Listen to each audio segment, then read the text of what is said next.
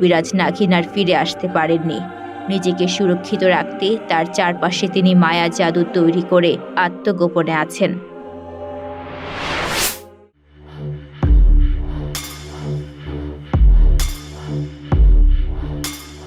আমাদের আর সামনে যাওয়া উচিত হবে না। এখান থেকে বেজি রাজ্য শুরু। বাকি পথটুকু তোমাকে একাই যেতে হবে সজীব। কিন্তু বেজিরা কি আমার কোনো ক্ষতি করবে না? বেজিরা সাপের শত্রু, এমনিতে তোমার কোনো ক্ষতি করার কথা নয়। তারপরও তোমাকে আমি মন্ত্রপুত একটা পাতা দিয়ে দিচ্ছি। জঙ্গলে প্রবেশ করার পর যেই তোমার পথ আটকাবে তাকে সেই পাতা দেখালেই তোমাকে পথ ছেড়ে দেবে। আর কবিরাজ বুড়ির মায়াজাল? বুড়ি নাগিনের কাছে তোমাকে সততা এবং বুদ্ধিমত্তার প্রমাণ দিতে হবে, তাহলেই সে তোমার চিকিৎসা করবে।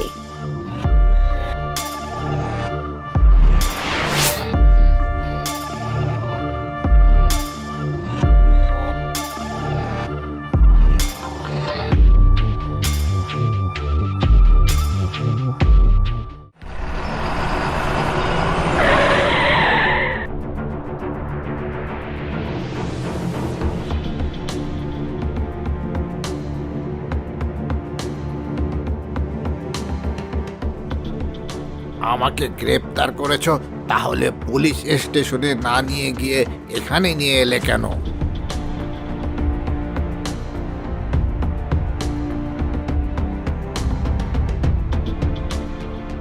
তুমি?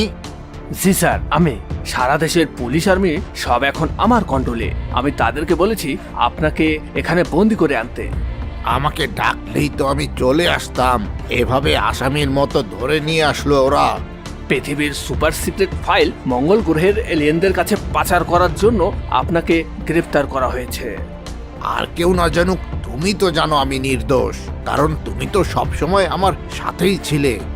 সবাই জানে ওই ফাইলগুলো আপনার কাছেই ছিল, তাই এখন আপনি যাই বলেন না কেন সেটা কেউ বিশ্বাস করবে না। তার মানে তুমি কি সেই ফাইলগুলো অফিস থেকে সরিয়েছিলে?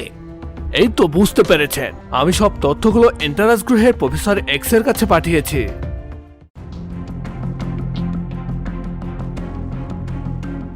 এ কি মিস্টার প্রেসিডেন্ট?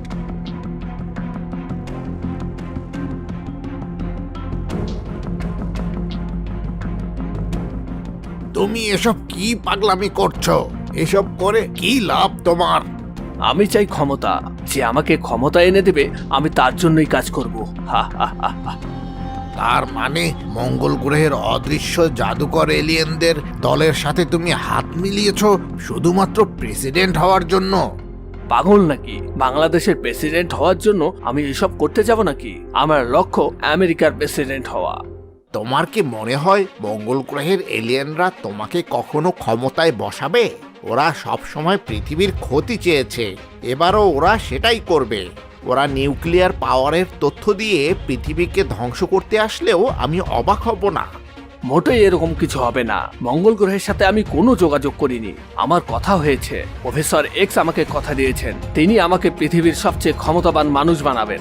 অ্যান্টারাস গ্রহের প্রফেসর এক্স কে যদি ফাইল দিয়ে থাকো, তাহলে মঙ্গল গ্রহের এলিয়েনদের কাছে সেই ফাইলগুলো গেল কিভাবে? ও, তুমি প্রফেসর এক্স কে বিশ্বাস করছো? এতটা বোকা তুমি, যে নিজে একবার পৃথিবী দখল করতে এসে সজীবের হাতে শায়েস্তা হয়েছে, আর তুমি তাকেই বিশ্বাস করছো?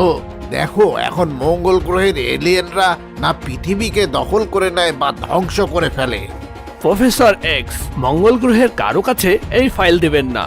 তিনি তো এই ফাইলগুলো নিয়েছেন এই জন্য যে নিউক্লিয়ার আবিষ্কারকে এন্টারাস গ্রহে তিনি তার নিজের আবিষ্কার হিসেবে দেখাবেন, আর এন্টারাস গ্রহের প্রেসিডেন্ট হয়ে যাবেন, এবং তিনি সেখানকার প্রধান হলে আমাকে বানিয়ে দিবেন পৃথিবীর প্রধান। আমার বিশ্বাস আমাকে দেয়া কথা তিনি রাখবেন।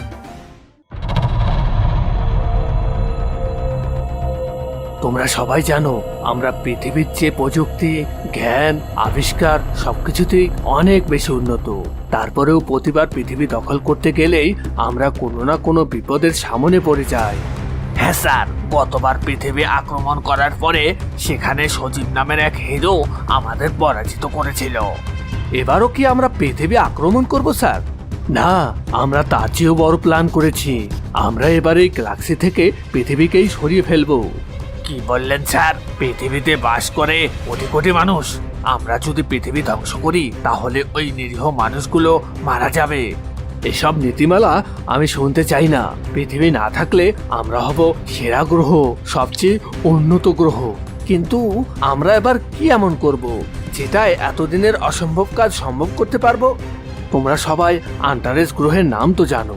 সেখানকার সবচেয়ে নামকরা বিজ্ঞানী হলেন প্রফেসর এক্স। তিনি আমাদের এই মিশনের সাথে যুক্ত হয়েছে। তার সহায়তায় আমরা পারবো আমাদের কাজ উদ্ধার করতে।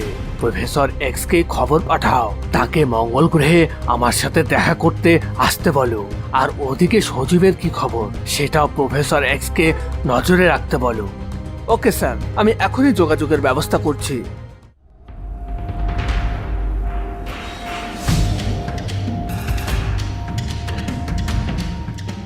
এই কে তুই? এত সাহস এখানে এসেছিস?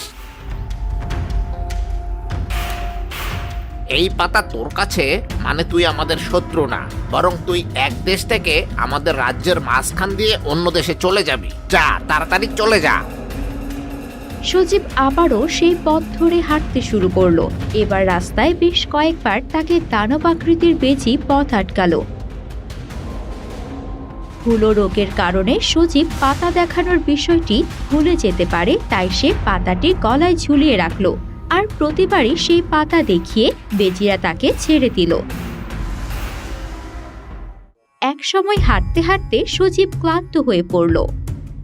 এতক্ষণ ধরে হাঁটছি, বেচি রাজ্য পার করে আসলাম, কিন্তু পথ শেষ হচ্ছে না। তাহলে কি বুড়ি নাগিনের দেখা পাবো না?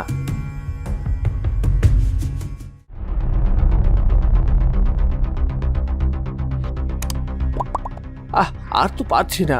এই বুড়ি নাগিন কোথায় গেল? এখন তো জঙ্গলে ফুরিয়ে এলো। এখন কি করব আমি? এই কে রে তুই? এত বড় স্পর্ধা আমার এলাকায় এসেছিস? তোর কি প্রাণের মায়া বলতে কিছু নেই? আমার নাম সজীব। আমি এসেছি বুড়ি নাগিনের সাথে দেখা করতে। আমার খুব বিপদ। বুড়ি নাগিনের সন্ধান পেলি কি করে তুই? তার কথা কে তোকে বলেছে? এই নাগরাজ্যের রানীমা আমার নাগিন মা। আমার সব বিপদে সে আমাকে সাহায্য করেন। আমিও চেষ্টা করি নাগরাজ্যের বিপদে পাশে দাঁড়াতে। তিনি আমাকে বুড়ি নাগিনের কাছে পাঠিয়েছে।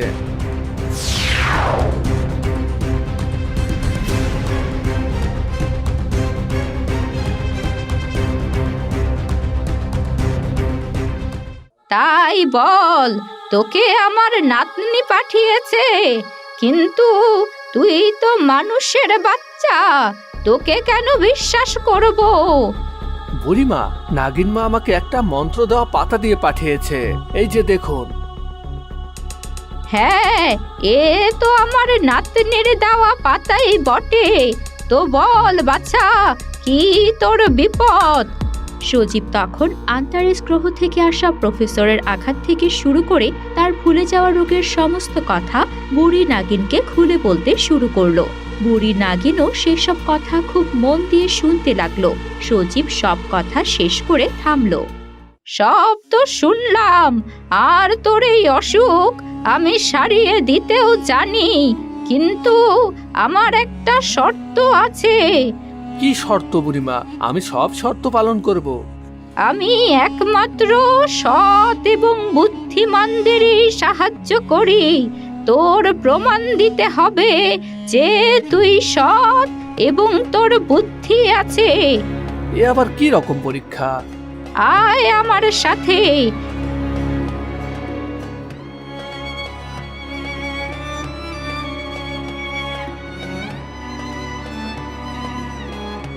এই যে একটা কুয়া, এই জঙ্গলে এটাই একমাত্র পানির উৎস, কিন্তু এর পানি অনেক নিচুতে হওয়ায় পশু পাখিরা এর পানি খেতে পারে না।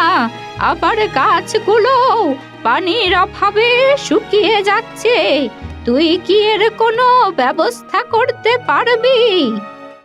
সজীব কুয়ার পাশে গিয়ে দেখলো আসলেই পানি অনেক নিচে। পাশেই একটা পাত্র ও অন্যদিকে একটি দড়ি পড়ে থাকতে দেখলো। সে তখন দড়ি দিয়ে পাত্রটি বেঁধে পানি তুলতে শুরু করলো। পাত্র উপরে তুলতেই দেখা গেল সেই পাত্রে কোনো পানি নেই, সেখানে উঠেছে প্রচুর সোনা। সজীব সেগুলো নিল না, সে আবারও বালতি ফেললো। এবার উঠল মণি, মুক্তা, হীরা। সজীব সেগুলো ফেলে দিল। তৃতীয়বারের মতো যখন সে বালতি ফেললো, তখন সেখানে উঠে এলো পানি।